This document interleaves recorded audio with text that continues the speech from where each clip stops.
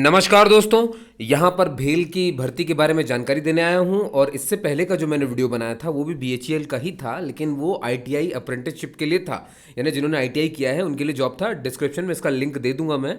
जिन्होंने आईटीआई किया है किसी ट्रेड से तो वो उसके लिए अप्लाई कर सकते हैं, उसकी लिंक दूसरी है। और साथ में ही बीएचईएल ने ये ग्रेजुएट लेवल पर जिन्होंने इंजीनियरिंग की डिग्री या डिप्लोमा हासिल की हुई है, उत्तीर्ण किया हुआ है, तो उनके लिए है। अच्छा, इसमें एक खास बात दोस्तों ये है कि आपको मैं इसमें साफ साफ बताऊंगा कि कौन कौन, ऐसा नहीं कि सभी डिग्री या सभी डिप्लोमा वाले जिन्होंने इलेक्ट्रिकल मैकेनिकल या इलेक्ट्रॉनिक्स या इंस्ट्रूमेंटेशन से या जो भी इसमें दिया है, सिविल कंप्यूटर एप्लीकेशन या modern office management, total 15 post हैं, है ना। तो ऐसा नहीं कि जिनके पास डिग्रियां हैं वो सभी के सभी अप्लाई कर सकते हैं। तो इसकी कुछ सीमाएं हैं, जैसे कि आपको ध्यान रखना है कि अगर आपने डिस्टेंस लर्निंग से ग्रेजुएशन हासिल किया हुआ है, यहाँ पे देखिए दूरस्थ शिक्षा पत्राचार पद्धति, यानी कि अगर डिस्टेंस लर्निंग की भाई होता है ना, कोई इग्नू से कर गया, कहीं कुछ कर गया, है ना। अब देखिए इग्नू से कर गया इससे मतलब नहीं है। अगर आपकी डिग्री डिस्टेंस लर्निंग में आती है, यानी कि बीई बीटेक या डिप्लोमा इंजीनियरिंग से जुड़ा हुआ आपका डिग्री अगर इससे है, तो आप इसके लिए पात्र नहीं है। आप ये फॉर्म ना भरें, ये देखिए साफ साफ बोल दिया गया है, मान्य नहीं है। ठीक है, तो दोस्तों देखिए मेरी मैं यहाँ पर सिर्फ जानकारी नहीं देता हूँ कि ये पोस्ट खुली वो पोस्ट खुली है। मैं जानता हूँ कि आपके पास एक चीज़ बड़ी दुविधा होती है, क्योंकि इस यूट्यूब पे ऐसे डाउट्स आते हैं, है ना।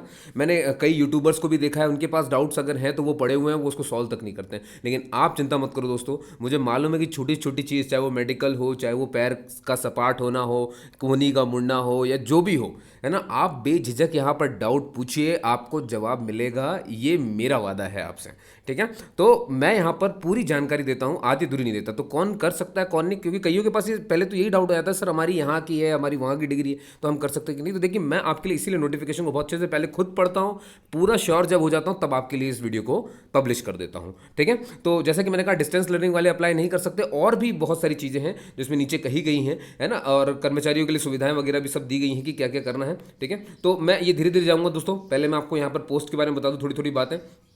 तो देखिए, अच्छा ये जब बात उठी कि कौन नहीं अप्लाई कर सकता, तो ये भी बता देता हूँ कि जिन्होंने 2019 से पहले की डिप्लोमा डिग्री या हासिल की हुई है, देखो डिस्टेंस लर्निंग वाले तो वैसे ही अप्लाई नहीं कर सकते, साफ मना कर दिया।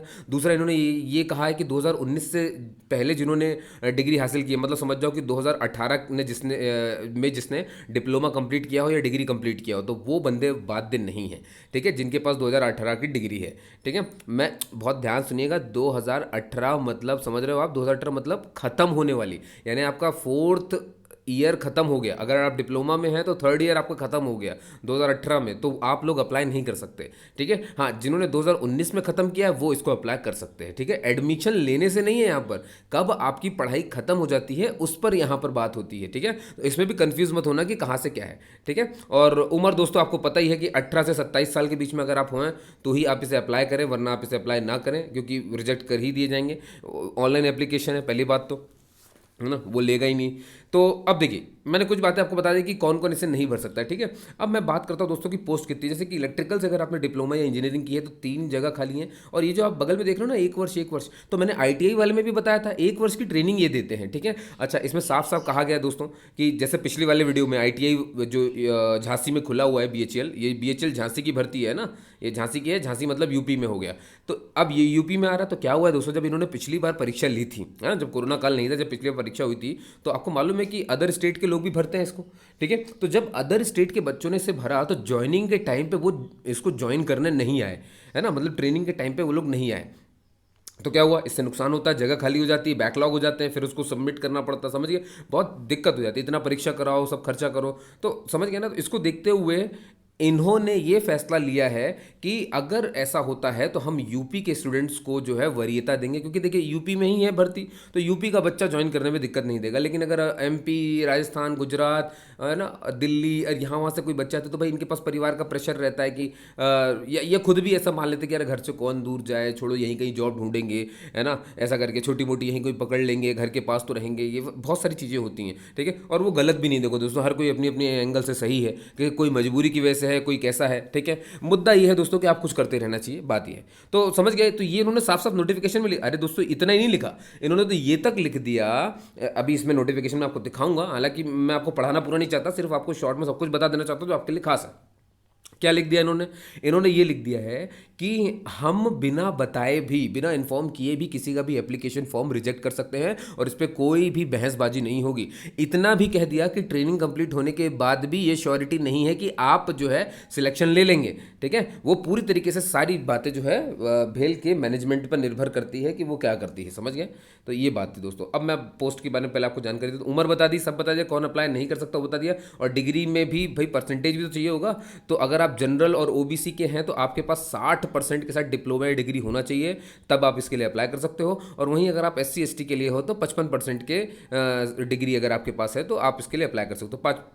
5% की छूट मिल जाती है आपको, ठीक है। और इतनी छूट नहीं मिलती दोस्तों, आपको पता है कि SC हो चाहे ST हो, है ना, इनके लिए जो है 5 साल की छूट मिलती है, एज में जो है 5 वर्ष की छूट होती है। वहीं ओबीसी में आप देखोगे तो इन्हें 3 वर्ष की होती है, ठीक है। अगर कोई विकलांग है, फिजिकली हैंडीकैप है, तो उसके लिए 10 वर्ष की छूट होती है। और अगर इनके कर्मचारियों के आश्रित, अब आश्रित मतलब कौन हो सकता है दोस्तों, आश्रित मतलब हो सकता है पति, भाई अगर पत्नी नौकरी में है तो पति आश्रित हो गया, फिर बच्चे पुत्र पुत्री हो गए, और अगर पति नौकरी में है तो पत्नी पुत्र पुत्री, समझ गए, माता पिता ये आश्रित में आ जाते हैं, ठीक है। तो उन्होंने कहा है कि जो भी आश्रित है कर्मचारी का, उसके लिए भी छूट दी गई है। उसके लिए कितनी उम्र की छूट दी गई है, 3 वर्ष की, ठीक है। तो जो कर्मचारी से जुड़े हुए हैं उनके सगे संबंधी अगर वो अप्लाई कर रहे हैं तो उन्हें 3 वर्ष की छूट मिलेगी, SC ST को 5 वर्ष की मिलेगी, ओबीसी को 3 वर्ष की मिलेगी, ठीक है। और फिजिकली हैंडीकैप को जो है 10 वर्ष की छूट मिलेगी। समझ गए आप सभी के सभी, है ना। अभी अब देखो इकोनॉमिक वीकर सेक्शन भी बचता है, ठीक है दोस्तों। इकोनॉमिक वीकर सेक्शन के लिए भी यहाँ पर छूट दी जाती है। मैं आपको बता देता हूँ, ये देखो 3 वर्ष तो उनके लिए हो गई, ठीक है। आर्थिक रूप से पिछड़ा लिखा रहता है इसमें, ये देखो आर्थिक रूप से कमज़ोर, है ना, इनके लिए छूट तो नहीं है। देखो इसकी छूट क्यों नहीं है मैं आपको थोड़ा समझा देता हूँ कि क्या बात होती है। और ये जो 10% 20% देख रहे हो ना, ये सीट का रिजर्वेशन है। सीट का रिजर्वेशन का मतलब क्या, देखो ध्यान से सुनो। जो अनुसूचित जाति होती है इनके लिए 20% की सीट आरक्षण होती है, आपको मालूम है, ठीक है। ये सीट का आरक्षण है, ठीक है। ये जो है ना, यहाँ पर ये टोटल पोस्ट की बात कही गई दोस्तों। ये टोटल पोस्ट लिखी है कि टोटल 15 है, और 15 है तो टोटल भाई मैनेजमेंट में कितनी है, हो गई 1 हो गई, है ना। कंप्यूटर एप्लीकेशन में 2 हो गई, सिविल में हो गई 1, ठीक है। सिविल की 1 पोस्ट खाली है, इंस्ट्रूमेंटेशन एंड कंट्रोल में 1 खाली है, इलेक्ट्रॉनिक्स में 3 है, मैकेनिकल में 4 है, और इलेक्ट्रिकल में 3 होगी। ये तो टोटल पोस्ट हो गई। लेकिन अगर हम कैटेगरी वाइज बोलेंगे तो कैटेगरी वाइज कितनी होगी, तो कैटेगरी वाइज ऐसी है कि आरक्षण जो सरकार देती है उस हिसाब से, तो 20% हो गया इसका आरक्षण। तो इसका 20% आप जब निकालोगे, है ना, ये कहाँ चला गया टोटल का, तो बस हो गया। आप समझ गए होंगे कितनी पोस्ट इनको मिलने वाली, तो इनको मिलेगी 3, है ना। और इनके लिए 1% है, तो कुछ भी सीट इनके लिए यहाँ पर आरक्षण नहीं है। ITI में भी आरक्षण नहीं थी, ठीक है, मतलब नहीं है उनके लिए सीट, ये बोला जा रहा है। और जो OBC है उनके लिए 27% है। अच्छा, OBC और EWS में कई लोग कन्फ्यूज हो जाते हैं, मैं बता देता हूँ। देखो OBC जो होता है दोस्तों 2 लेयर में बटा होता है, इनको 2 हिस्सों बांट दिया गया OBC को, एक क्रीमी लेयर और एक होता है नॉन क्रीमी लेयर, ठीक है। OBC के ऐसे परिवार, नॉन क्रीमी लेयर कौन होते हैं, OBC के ऐसे परिवार जिनकी सालाना आय 8 लाख रुपए से कम होती है, और भी मापदंड होते हैं, है ना, और भी मापदंड होते हैं, जैसे कि 1000 स्क्वायर फीट की ज़मीन उसके पास नहीं होनी चाहिए, 100 स्क्वायर फीट का लैंड उसके पास रजिस्टर्ड नहीं होना चाहिए किसी भी म्यूनिसिपैलिटी यानी नगर निगम में उसके पास, मतलब खरीदा हुआ उसका 100, मतलब इतने सारे डेटा चेक किए जाते हैं, तब जाकर के किसी OBC परिवार को नॉन क्रीमी लेयर कहा जाता है। और ये जो आरक्षण आप देखते हैं ना 27% का, ये क्रीमी लेयर के लिए नहीं होता है, ये नॉन क्रीमी लेयर के लिए ही होता है। और इसके लिए बनी बात है, आपको प्रमाण पत्र देना पड़ेगा कि मैं नॉन क्रीमी लेयर में आता हूँ, यानी आपको पूरा, मतलब सरकार जांच पड़ताल करेगी कि 8 लाख सालाना आय जो है परिवार की, पूरे परिवार की बोल रहा हूं, एक आदमी की नहीं, मतलब पूरा परिवार मिलकर के भी 8 लाख से अगर कम कराता है, ऐसा OBC परिवार को नॉन क्रीमी लेयर कहते हैं। और वहीं दोस्तों अगर जनरल कैटेगरी की बात करूं मैं, तो जनरल में ऐसे परिवार जो पूरा परिवार अगर मिल करके भी 8 लाख रुपए से कम कमाता है, तो ऐसे परिवार को EWS यानी कि इकोनॉमिकली वीकर सेक्शन, यानी कि हिंदी में आर्थिक रूप से पिछड़ा वर्ग कहा जाता है। समझ गए, ये आर्थिक रूप से पिछड़ा वर्ग है, अन्य पिछड़ा वर्ग अलग बात है, ये OBC होते हैं। और OBC में भी आप समझ गया ना कि सिर्फ नॉन क्रीमी लेयर, ये 27% इन्हीं के लिए। तो सर फिर क्रीमी लेयर कहाँ जाते हैं, इनको जनरल कैटेगरी की तरह डील किया जाता है, मतलब ये जनरल कैटेगरी की तरह फॉर्म भरते हैं। तो अब आप समझ गए होंगे मैंने जो बात कही आपसे, ठीक है। तो 27% इनके लिए आरक्षण है, पहले 14% था, बाद में बढ़ा दिया गया, अब 27 हो गया है, ठीक है। और अनारक्षित यानी कि ये जनरल कैटेगरी के लिए है 8, और आपको समझ में आ गया होगा OBC के क्रीमी लेयर के लिए भी यही है, ठीक है, और जनरल कैटेगरी के लिए भी यही है, और इस हिसाब से टोटल 15। तो आप मेरी बात समझ गए होंगे, ठीक है। अब देखिए, आप भाई विकलांग तो हैं, लेकिन बात है कि सभी विकलांग को नौकरी मिलती है, नहीं दोस्तों, ठीक है। इनके लिए कितने % का आरक्षण होता है, इनके लिए 4% का आरक्षण होता है। देखो एज वाइज तो मैंने आपको बता दी थी, है ना, एज वाइज कैसे कैसे इनको 10 साल की छूट मिलती है, लेकिन आरक्षण कितना होता है, आरक्षण तो मैंने बताया नहीं, तो आरक्षण इनको 4% का मिलता है, समझ गए। और 20% का आरक्षण किसको मिलता है, कर्मचारियों को, कर्मचारियों के उनके आश्रितों को, है ना, जो उनके बिहाफ में उनके आवेदक हैं। हाँ, लेकिन अगर आप उनसे जुड़े हैं, पुत्र पुत्री हैं, तो बनी बात है, आप समझ गए, आपको सर्टिफिकेट दिखाना पड़ेगा, प्रपत्र तो सामने देना ही पड़ेगा ना कि आप उनसे सगे संबंध, तभी तो ये देंगे, ऐसा हवा में तो देंगे नहीं, समझ गए आप सभी। बहुत बढ़िया। तो विकलांगता में 40% का मतलब है, देखो दोस्तों क्या बोलते हैं ये, कि अगर कोई फिजिकली हैंडीकैप है तो भाई फिजिकली हैंडीकैप तो 10% का भी उसके पास अपंगता हो सकती है, 20% की भी अपंगता हो सकती है, 30-40, ठीक है। तो कितने से मान्य किया जाएगा, कितनी अपंगता होने पर अपंगता से रिजर्वेशन का फ़ायदा उठाया जा सकता है। तो याद रखें, अगर किसी के पास, सरकार ये कहती है कि 40% मिनिमम, अगर किसी के पास अपंगता है, मतलब समझ लो मिनिमम है ही 40% अपंग होना, मतलब इससे ज़्यादा मैक्सिमम हो सकते हो लेकिन इससे कम नहीं हो सकते हो, इससे कम वाले को ये मानते ही नहीं, मतलब उसके लिए आरक्षण नहीं है। मतलब अगर फिजिकली हैंडीकैप से अगर आरक्षण का फ़ायदा उठाना है तो कम से कम 40% की अपंगता होनी चाहिए, ये इसका कहने का मतलब है। कम से कम है, फिर मैक्सिमम तो 100 हो चाहे जितनी हो, ठीक है दोस्तों, समझ गए। और इनके लिए 4% की जो सीट है वो आरक्षित की जाती है, ठीक है। और अगर आप आर्थिक रूप से ये EWS वाले, अब भाई इकोनॉमिक वीकर सेक्शन हो तो आपको मालूम है ना, इनके लिए कितना है, इनके लिए 10% का आरक्षण किया गया है, ठीक है। 4% का किसके लिए हो गया, आपके फिजिकली हैंडीकैप के लिए, 10% का किसके लिए हो गया, EWS के लिए, आप समझ गए होंगे मेरी बात, ठीक है।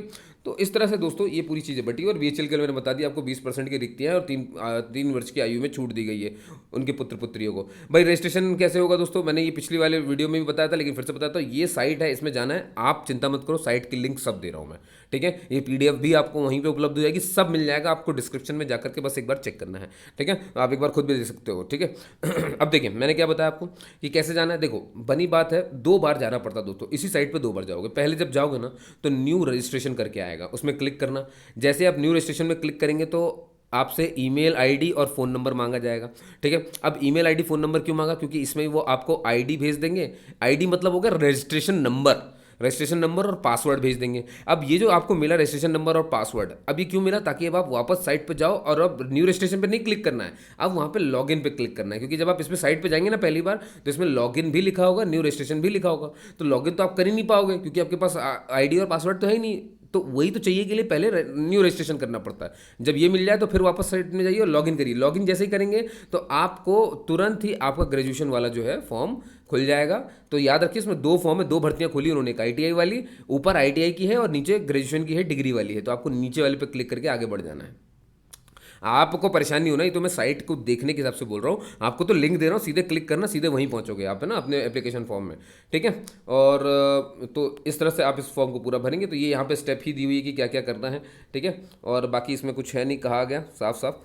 और झांसी कोई भी अभ्यर्थी को बाध्य नहीं है देने के लिए, तो हर जगह कहा हुआ है, ठीक है। इस तरह से आपको दिखेगा ये अप्रेंटिस, ये देख लो, ये भर्ती का नाम है, तो आप जा करके वहाँ पे देख सकते हैं, ठीक है। उसको भर देंगे, ईमेल आईडी वगैरह सब सही देना। और जब सिलेक्शन हो जाएगा आपका, है ना, सिलेक्शन जब हो जाएगा तो याद रखें आपको ये सारी स्लिप लेकर के जानी है, ठीक है ना। मेरिट लिस्ट जब हो जाएगी, देखो मेरिट लिस्ट दोस्तों यहाँ पेपर वेपर कुछ नहीं हो रहा है, ये भी मैं बता देता हूँ आपको। ये आपके सिर्फ डिप्लोमा डिग्री और डिप्लोमा या डिग्री के परसेंट पर, ये ज़्यादा से ज़्यादा हुआ तो 10th और 12th के परसेंट पर ही आपकी सिलेक्शन करेंगे, ठीक है। तो यानी सारा चीज़ आपके मार्कशीट पर डिपेंड करता है, और फिर सारी चीज़ें इन पर निर्भर करती है कि ये कैसे उसको बनाते हैं, ठीक है। तो जब आप शॉर्टलिस्ट हो जाएंगे तो बनी बात है, आपका मेडिकल होगा, डॉक्यूमेंट वेरिफिकेशन होगा, है ना। ये सब होने के बाद ही आप प्रशिक्षण यानी ट्रेनिंग के लिए जाएंगे।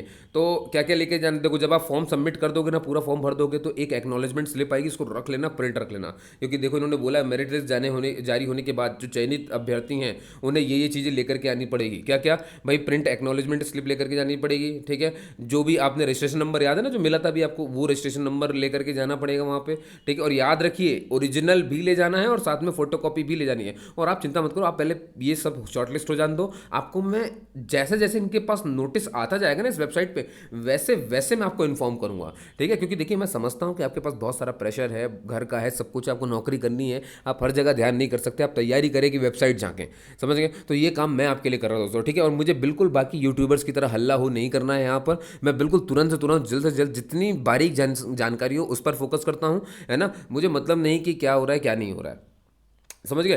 तो आप उसमें परेशान मत होइए, मेरा काम आपको, मैं आपके टाइमिंग की जो है वैल्यू समझता हूँ, क्योंकि मैं खुद भी गुजरा हूँ उन चीज़ों से। तो आप बिल्कुल बेफिक्र रहें, आपके लिए तुरंत ये सारी जानकारी मैं यहाँ पे उपलब्ध कराऊंगा। बस उसके लिए आपको ये करना है, यहाँ पर ये बेल आइकन जो है ना, ये आप ही की सुविधा के लिए दिया गया है। तो इसको प्रेस करोगे, इसको लगा के रखोगे, तो ये घंटी है एक तरह से। घंटी मतलब क्या हुआ कि भाई कोई आया है, टिक टिक घंटी बज गई, तो आपके लिए कोई नोटिफिकेशन आया है, टिक टिक घंटी बज गई, समझ गए। तो ये है दोस्तों। तो अब इससे जुड़ी कोई जानकारी आ जाए, मान लो एग्जाम पोस्टपोन हो जाए, आगे बढ़ रहा है, घट रहा है, वैकेंसी बढ़ा दी गई, घटा दी गई, कुछ नया जोड़ दिया गया, तो कैसे मालूम चलेगा अब आपको, है ना। आप तो पुराने तरीके से चलते चले आओगे, हो सकता है कोर्स में कुछ चेंज है, कुछ भी हो सकता है, ठीक है। तो वो सारी नोटिस की जानकारी यहाँ पर मैं पहले ही दिन दे देता हूँ, तो आप बिल्कुल परेशान नहीं हो, ठीक है दोस्तों।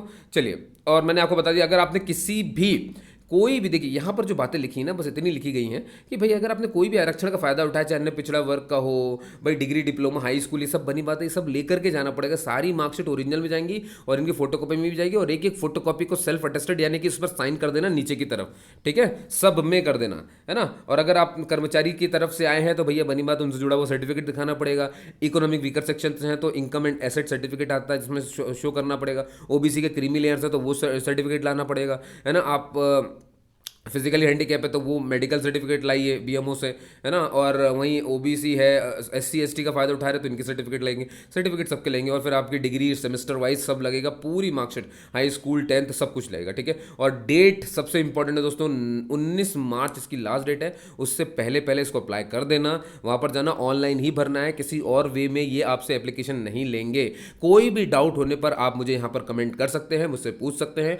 आईटीआई जो बीएचईएल की भर्ती है, आईटीआई, अगर आपने आईटीआई भी किया हुआ है तो आप वो भी भर सकते हो जाकर के। आईटीआई का इससे पहले का वीडियो है, इसकी उसकी भी लिंक मैं यहाँ पे दे रहा हूँ, नहीं तो आप डिस्कशन विद मनोज के चैनल पे जाना और वहाँ पे आपको सब कुछ मिल जाएगा, ठीक है। पूरी जानकारी दी है, कौन अप्लाई कर सकता है, कौन अप्लाई नहीं कर सकता है। तो दोस्तों, उम्मीद करता हूँ आपको ये जानकारी अच्छी लगी होगी, आपके काम की होगी, तो ठीक है, नहीं है तो आगे बढ़ा दीजिएगा, शेयर कर दीजिएगा फेसबुक पे, व्हाट्सअप पे, या आप जिसको भी जानते हो कि अगर किसी ने ग्रेजुएशन किया है, डिग्री ली है, तो प्लीज़, है ना, मदद करना सीखिए दूसरों की। जैसे मैं आपकी मदद कर रहा हूँ, मैं रात रात भर नोटिफिकेशंस को पढ़ता हूँ और इजी करने की कोशिश करता हूँ, ठीक है। तो दोस्तों, यही आपसे भी है, दुनिया ऐसी ही चलेगी दोस्तों, है ना, कि जब हम एक दूसरे की मदद करेंगे, ये ना सोचे, स्वार्थी ना बने कि भाई मैं किसी और की नौकरी क्यों लगने दूँ, ना दोस्तों। अगर ऐसा होता तो फिर मैं आपके लिए वीडियो क्यों बनाता, या कोई भी ऐसा वीडियो क्यों बनाएगा, ठीक है दोस्तों। आप समझ गए होंगे इस बात को। चलिए, फिर मिलते हैं अगले किसी वीडियो में। उम्मीद करता हूँ आप मेरी बात का ध्यान रखेंगे, और बस इसकी तैयारी करिए, पास हुई नौकरी लीजिए साहब, है ना।